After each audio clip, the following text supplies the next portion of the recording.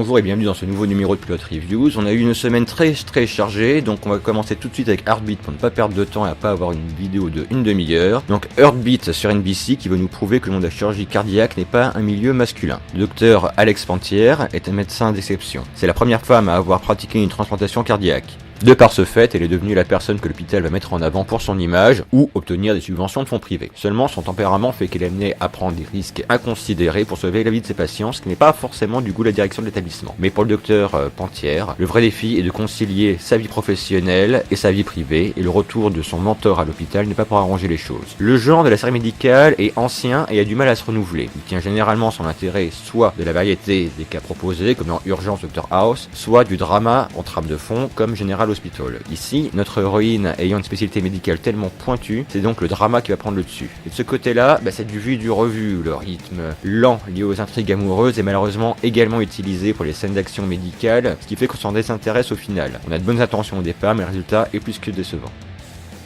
De la comédie romantique maintenant sur Audience Network avec Yumi Her qui exploite le monde merveilleux du triolisme. Jack et Emma sont un couple de quadras qui vivent dans la routine. Ils en arrivent à un point de leur relation où ils n'arrivent plus à avoir de relations sexuelles. Sur les conseils d'un ami, Jack va engager une escort girl débutante, Izzy, juste pour pouvoir lâcher un petit peu la bride et se changer les idées. Seulement cela dérape quelque peu et il manque de coucher avec elle. Rongé par le remords, il se confesse auprès de sa femme qui, pour tenter de comprendre, va à son tour embaucher l'escorte. On est une nouvelle fois dans l'anti-rom-com, avec cette fois-ci non pas deux personnes qui vont se mettre en couple par défi, mais plus un couple installé qui va inviter une troisième personne de leur relation. L'épisode est à l'image de la relation entre Jack et Emma. Au début, c'est long, ennuyeux, déjà vu, puis dès que le personnage de Izzy apparaît, ça devient tout à coup plus attrayant, plus intéressant, un brin un peu plus frais, bien que encore un petit peu maladroit. De plus, à partir du moment où elle entre en scène, comme sortie de nulle part, enfin si, d'un site d'escorte, on se met à s'intéresser à elle qui souffre de son activité. C'est encore très conventionnel dans l'écriture et la réalisation, mais de bonnes choses en perspective.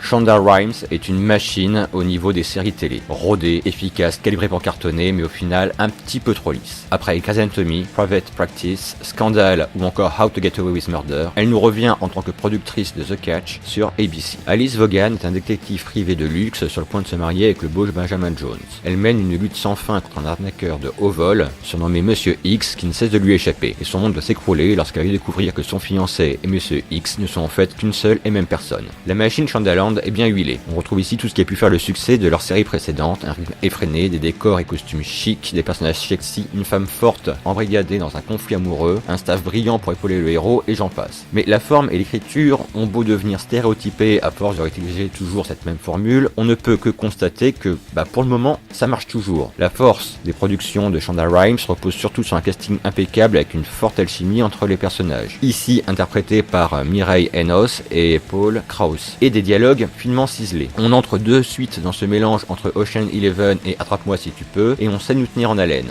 Faire du neuf avec du vieux, en y plaquant la touche Shondaland, c'est peut-être ça la vraie arnaque de The Catch, mais bon, tant que ça marche, pourquoi bouder son plaisir? Après Jean Richard, après Michael Gambon, après Bruno Kremer qui va interpréter le célèbre inspecteur parisien. Ah tiens, Rowan Atkinson, Paris 1955. Dans le quartier de Montmartre, 5 femmes ont été assassinées au cours des 6 derniers mois. L'inspecteur Maigret peine à établir le profil du tueur et va donc lui tendre un piège, lui faisant croire via la presse qu'une personne a été appréhendée à sa place pour les meurtres qu'il a commis, le forçant à frapper de nouveau. Lorsqu'on découvre le casting, avec Rowan Atkinson en rôle de Maigret, on croit d'abord à une blague, mais il est étonnamment bon dans ce rôle à contre-emploi. La réalisation est à l'image des romans de Simenon. On prend son temps, histoire de bien s'imprégner de l'intrigue, de l'atmosphère et surtout de la psychologie des personnages. Au final, on a un épisode un petit peu longué, mais bon, est-ce qu'on pouvait vraiment faire autrement? Mis à part cela, le Paris des années 50 est très bien rendu, avec une grande attention portée aux moindres détails. Pour le moment, un seul autre épisode semble être prévu, l'adaptation du roman de 1948, Maigret et son mort. Espérons donc qu'il y en aura d'autres.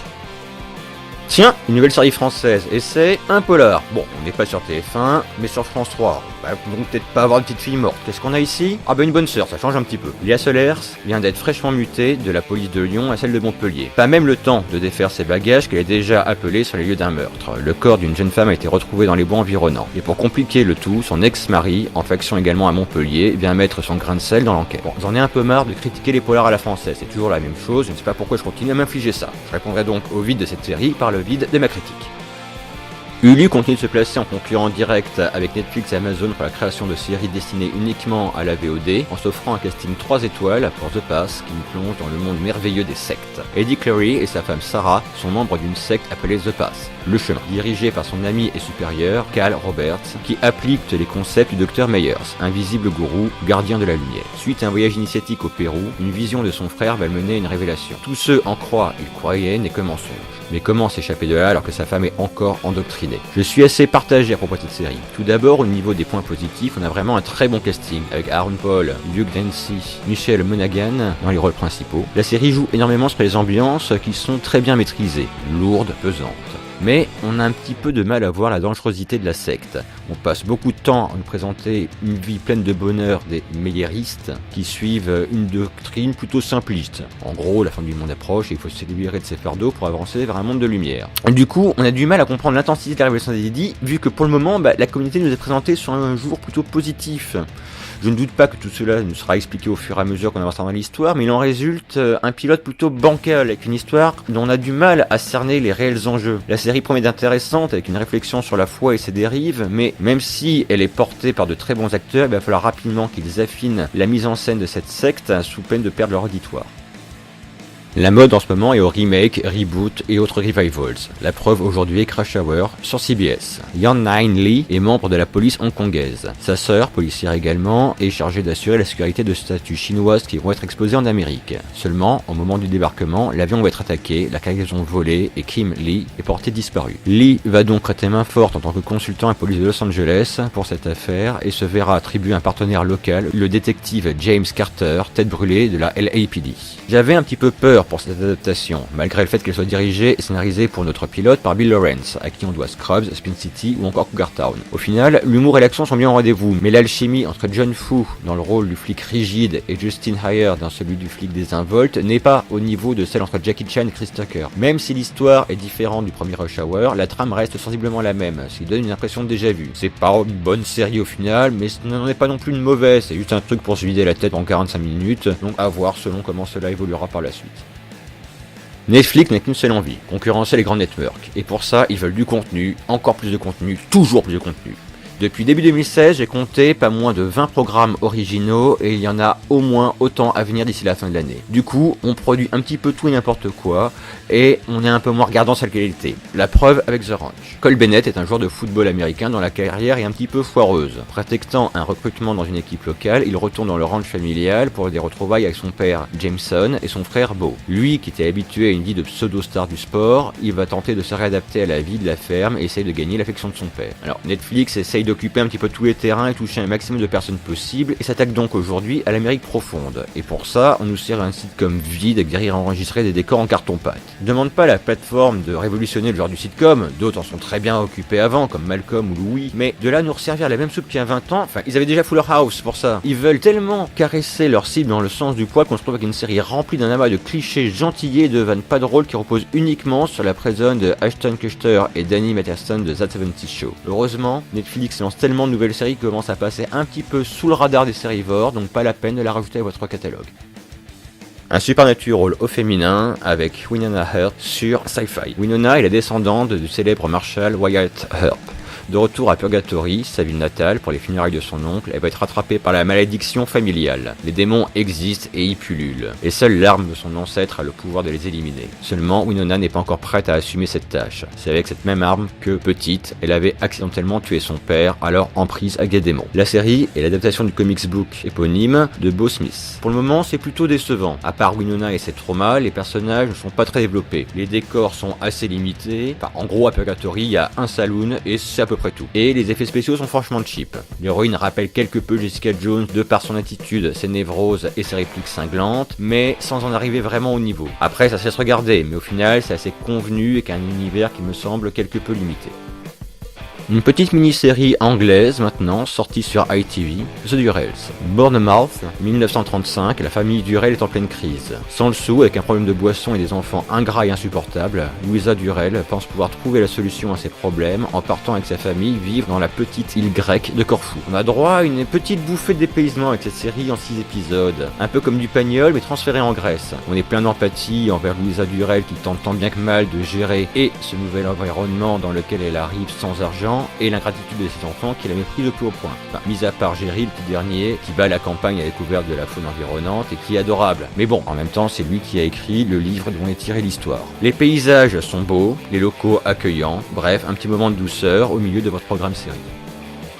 Amour, honneur et trahison. C'est le pitch de Undercover, nouvelle mini-série de la BBC. Maya Kobina est avocate à la défense et a mené un combat de 20 ans pour sauver son client Roddy Jones de la peine de mort. De retour au pays, en Angleterre, elle retrouve les joies de la vie de famille et se voit offrir un poste de directrice des poursuites pénales, devenant ainsi la première femme noire à accéder à ce poste. Seulement, le passé de son mari, Nick, et surtout les circonstances de sa rencontre avec cet homme, qui s'avère être un ex-flic en infiltration et qui est sorti avec elle uniquement pour une couverture, vont remonter à la surface. Pour moi, ce pilote d'une heure est assez confus. On peut le découper en 2 parties de demi-heure. Dans la première partie, on va suivre les derniers moments de Roddy Jones et la vie de Nick en Angleterre, sans comprendre réellement la relation entre Maya et ce dernier. Se demandant donc pourquoi l'histoire, qui semble s'engager comme une série contre la peine de mort, est partagée entre les États-Unis et l'Angleterre. Dans la seconde partie, c'est le retour à la maison, et là, les pièces et l'intrigue véritable commencent à se mettre en place. Ils font donc persévérer au-delà de la première demi-heure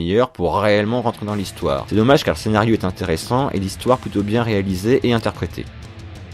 On attendait beaucoup de Olivier Marchal qui revient avec Section 0 sur Canal+, 5 ans après Braco, et on est un poil déçus. Nous sommes en 2024. Le monde a du mal à se remettre d'une catastrophe nucléaire et est dirigé par un état policier. Dans ce monde post-apo, nous allons suivre Sirius, un flic à l'ancienne qui décide de se dresser contre Prométhée, une société dirigée par Munro, qui veut créer une armée de cyberflics pour faire régner l'ordre. Le problème, c'est pas l'histoire en soi, mais la manière dont on l'a vendue. On s'attend à un Mad Max se déroulant dans le béton, on se retrouve juste avec un polar classique, avec quelques personnages en un peu plus crade et tatoué que d'habitude. Ça se bastonne un peu plus que dans les fictions policières habituelles, mais pas tant que ça au final. On a encore droit à beaucoup de clichés, comme le flic dur, rebelle, mal dans sa peau, qui va se battre contre ses supérieurs, ici Munro. Si ça passait bien dans Braco, du fait que ces clichés étaient poussés à leur paroxysme, ici ça prend beaucoup moins bien. On a du mal à croire à ce monde post-apocalyptique, on a juste l'impression de se retrouver dans une espèce de banlieue désaffectée. Puis il faudrait quand même un jour que les acteurs français prennent des cours de comédie. Il y en a un petit peu marre des acteurs qui débitent leur texte d'une voix monocorde sans aucune expression faciale. Bref, pour moi, c'est non.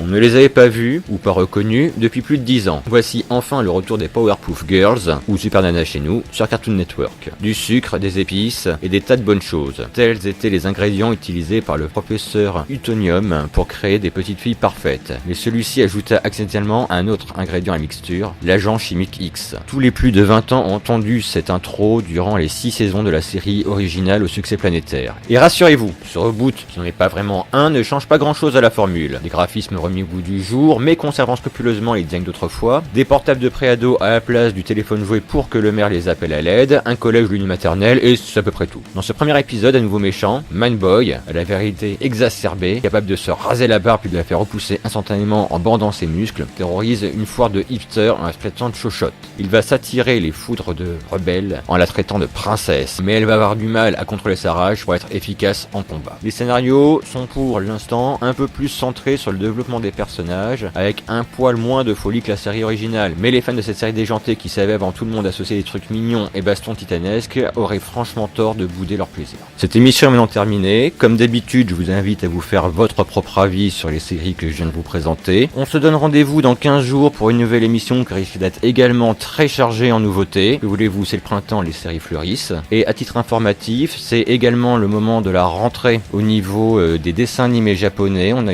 énormément qui sont sortis ces 15 derniers jours, et je vous invite donc à vous renseigner de ce côté-là et à en découvrir quelques-uns si vous êtes amateur. Sur ce, à dans 15 jours, bonjour chez vous.